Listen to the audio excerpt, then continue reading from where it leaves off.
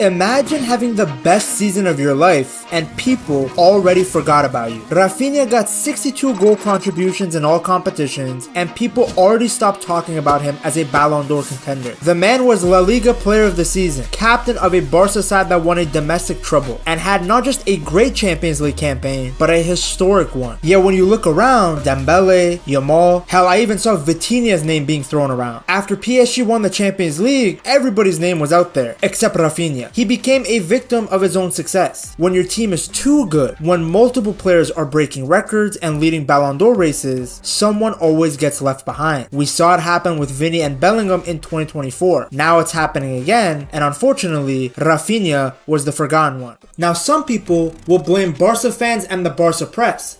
They'll say it was you idiots that kept pushing for Yamal when everyone should have come together and pushed for Raphinha for the Ballon d'Or. But if we're pointing fingers, then I think we go after the Salah fans, because it was those guys, those goblins, that twisted the narrative midway through the year, acting like Raphinha was just stat padding against Benfica and Brest all season. I can't believe they really tried to push that agenda, considering everybody saw with their own eyes how dominant Raphinha was on the European stage. But even the Champions League awards didn't go his way. Yes, Dembele was a worthy winner of the Champions League player of the season. No one is gonna deny that. He was the best player on the best team, was crucial for the Parisiens in the business end of the tournament. However, Raphinha has every reason to feel disrespected, because that award is an individual award, and Raphinha individually was the best player in the tournament. He matched Mr. Champions League's goal contributions in 2014. When he did it against Malmo, he was getting goat shouts. When Raphinha is doing it against Benfica and Dortmund, apparently he's a stats merchant. I still don't think people truly understand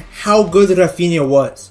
So let's revisit. Going into the season, there were a lot of question marks around Raphinha. He had thought about leaving Barca several times. He was still upset at the lack of trust that he had received from Xavi before. And he felt disrespected when he saw Barca fans wearing his shirt and number, but with Nico Williams' name on it. So going into the new season, he was motivated by a chip on his shoulder. His first real standout game was against Real Valladolid, a hat-trick and an assist to Ferran Torres. It was the first hat-trick in his senior career, which is kind of crazy to think about because the guy's pushing 30. Then a few weeks later, he got a brace against Villarreal. Both matches, he ripped through the defense the way guys ripped through Bonnie Blue. He already looked way sharper, faster, and deadlier than the season before. Flick had used him on the left wing and through the middle. And what can I say? The man was cooking. The German system was all about utilizing Raphinha's athletic capabilities to its maximum potential. Look at where he was ranked when it came to high-intensity sprints. Across the first 7 match days, he had completed 118 runs, 36 more than Donatello of Real Madrid in second place, and over double that of any other player in the Spanish top flight. He also came out on top for high-intensity sprints, which according to their data is defined as runs where the player is moving at over 20 kilometers per hour for at least 0.7 seconds. Only his teammate Koundé was close to challenging his physical output in that regard. And you could see how important his movement was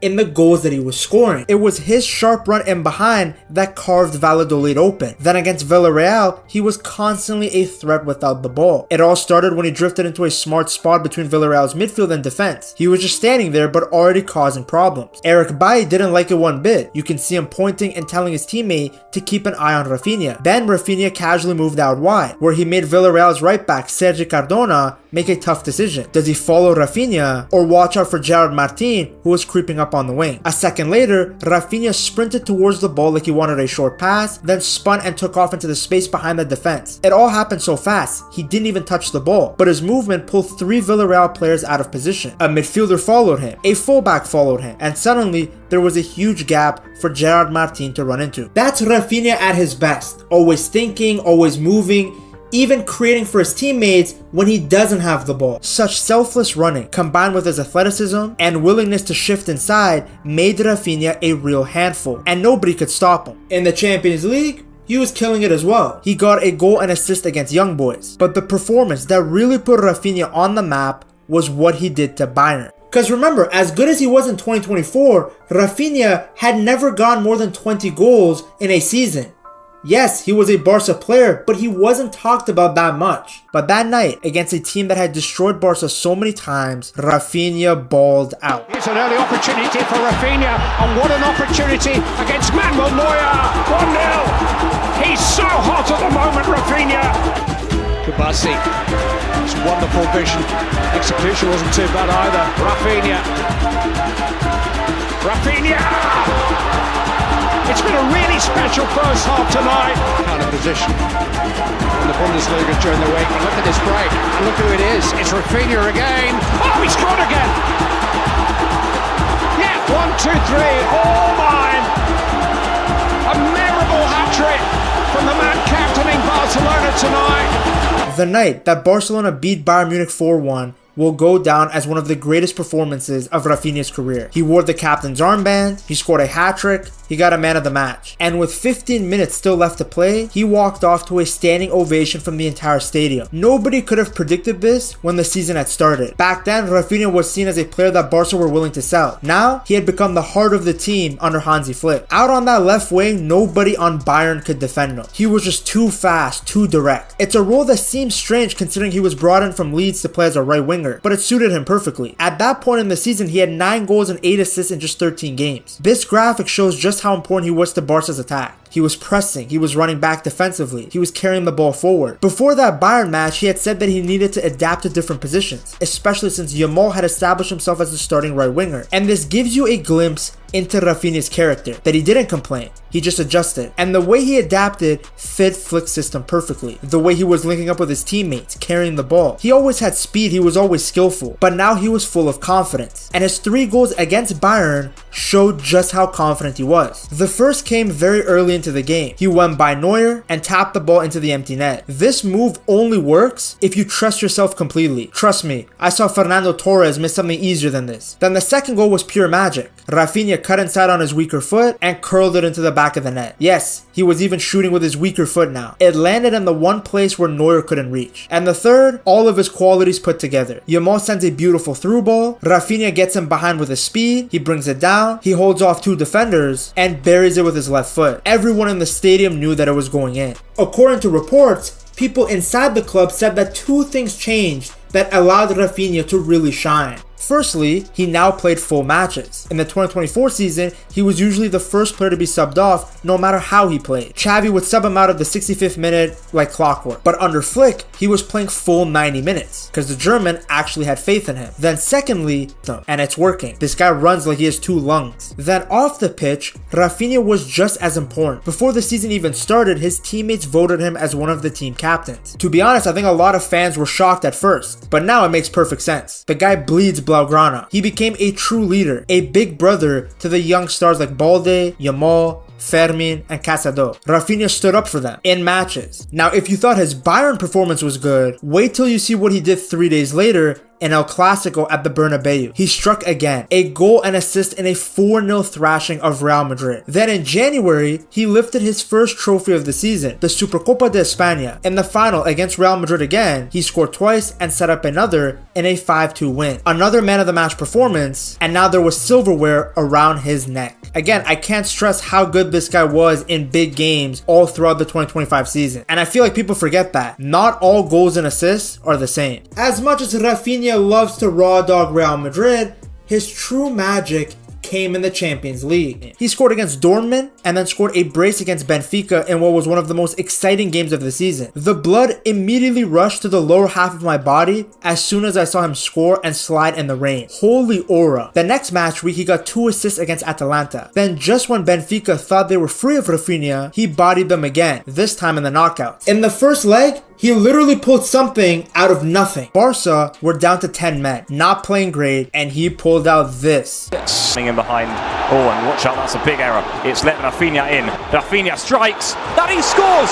An incredible goal for Barca! One of the great Europe. No wonder Salah fans wanted to downplay what he did, because their guy ghosted against PSG and Newcastle in the same week, costing Liverpool 2 trophies. Meanwhile, Raphinha got 3 goals and 1 assist across both legs just against Benfica. Then the next round wasn't any different. 1 goal and 2 assists against Dortmund in the first leg. That basically ended the quarterfinals right there and then. Then against Inter, the poor guy did everything he could. This went down as an own goal, but anyone who watched the game would know this doesn't happen without Raphinha's rocket of a shot. And then in the second leg, he scored what should have been the winner, but sadly it wasn't. But what made Raphinha's campaign so impressive wasn't just the numbers. Sure, it was crazy that he had the same amount of goal contributions as Mr. Champions League did in 2014. But what made Raphinha's run so special was the context in which he got his goals and assists. 62% of his contributions came when Barcelona were drawing or losing. So no, he wasn't stat padding against Benfica and Red Star. All of his goals were essential to the team winning. To put into context, only 22% of Dembele's Champions League goals and assists came when PSG were drawing or losing. So not only was Raphinha putting up historic numbers, but he was doing it in the most important moments. Keep in mind, he also wasn't taking pens. You put him on pen duty and he could have easily had more goals. His impact from open play can be seen in this chart. Look at where his goals and assists came from. The man was everywhere. This is the product of the hybrid role that Flick had him playing. He doesn't stay wide and doesn't run with the ball as much as before, which is again why I was so confused that people thought Nico Williams was coming to replace Raphinha. Raphinha barely played as a left winger. Instead, he moved inside to take a part in the build-up and then make darting runs behind Lewandowski. The graphic below, which uses tracking data from Skill Corner, shows how Flick's system allowed Raphinha to make the most use out of his pace and energy. He makes an incredible number of runs in behind. And not only does he make a lot of runs, they're high intensity runs. He's running fast. Nobody can keep up with him. Raphinha's movement changed everything for Barcelona. When he roams across the pitch, it does two important things. First, it opens up space for his teammates. Defenders follow him, which pulls them away from Yamal. It also gives Lewandowski more room to operate near the edge of the box, which is perfect for a striker who now relies more on smart positioning than raw power. Second, the movement helps Raphinha himself. He's still taking just as many shots as he did before, but now he's doing it from better position, more central, and closer to goal. That's one of the changes that has allowed him to become so dangerous. And he's not just running for the sake of it. He's not Valverde. Every step has a purpose, and the results speak for itself. This is a guy who was called a fake Brazilian, yet look at where his goal contributions lie among the very great Samba stars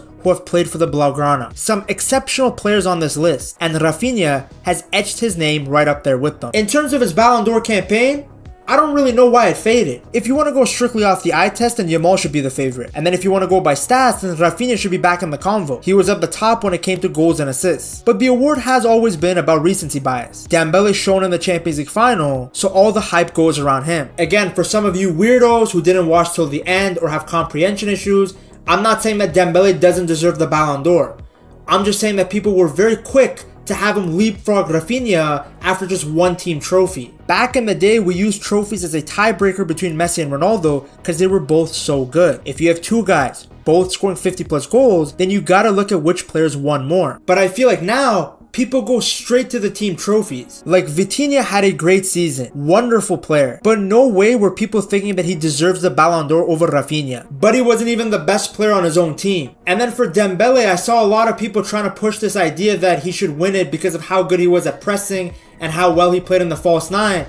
Do you guys understand how much Raphinha ran and pressed under Hansi Flick?